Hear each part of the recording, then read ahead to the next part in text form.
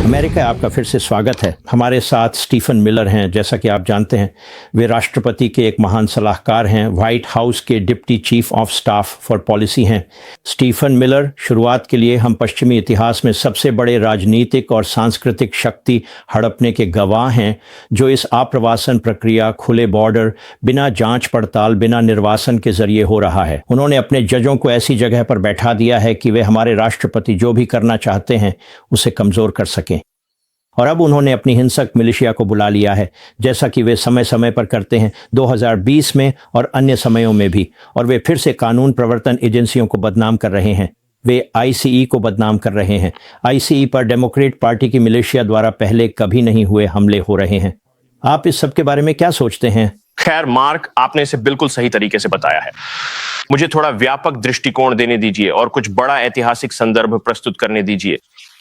वामपंथी कई पीढ़ियों से अमेरिकी जनता पर मार्क्सवाद, समाजवाद और कम्युनिज्म थोपने की कोशिश कर रहे हैं।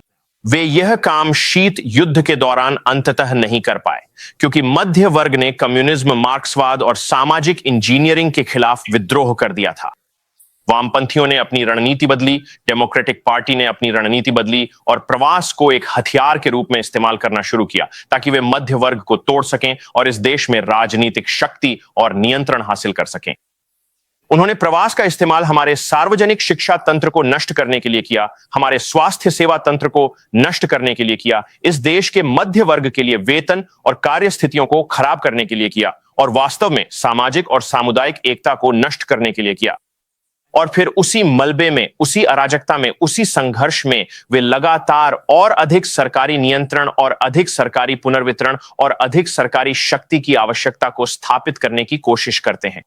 और फिर अंततः ऐसे मतदाताओं को लाना जो उस एजेंडा का समर्थन करें, ऐसे मतदाताओं को लाना जो सीमित सरकार में विश्वास नहीं करते, जो अमेरिकी संविधान में विश्वास नहीं करते। और यही कारण है कि आप अब देख रहे हैं कि डेमोक्रेट पार्टी द्वारा आव्रजन और सीमा शुल्क प्रवर्तन के खिलाफ यह हिंसक विद्रोही बगावत हो रही है। आप एक के बाद एक वीडियो देखते हैं जिसमें डेमोक्रेट पार्टी के झटकेदार सैनिक सड़कों पर आईसीई अधिकारियों और बॉर्डर पेट्रोल पर उनकी गाड़ियों में पत्थर फेंकते हैं, उन पर प्रोजेक्टाइल दागते हैं, उन पर हिंसक हमला करते हैं और उन पर गोलियां चलाते हैं।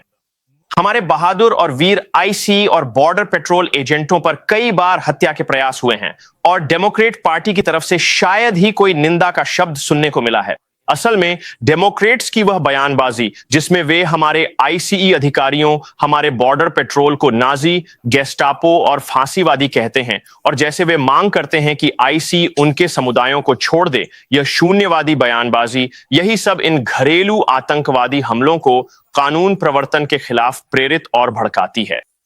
तो हम सच में यहां पश्चिम के लिए एक निर्णायक मोड़ पर हैं, एक संतुलन बिंदु पर। राष्ट्रपति ट्रंप ने आईसीई को सशक्त करने के ऐतिहासिक जनादेश पर चुनाव लड़ा और जीत हासिल की।